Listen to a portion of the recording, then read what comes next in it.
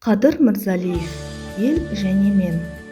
Осы жерде тәңірменен теңелгем, осы жерде қуанышқа кенелгем. Атымды да ажыратып аларсың, алайда сен бөле алмайсың мен елден. Желтоқсанда әппақ қырау құрсанған, жаздың күні жаңбырдан соң бусанған. Бөле алмайсың мені мына даладан, бөле алмайсың ақ селеуден, жусаннан. Бөле алмайсың боранынан, құмынан, бөле алмайсың жалғызынан, мыңынан. Бөле алмайсың ерлерінен, езінен, бөле алмайсың шаттығынан, мұңынан. Осал болсам мен басқаның зорынан, оңашада отырып ақ орнам. Бөле алмайсың мен отанның бағынан, бөле алмайсың бақ түгіл сорынан.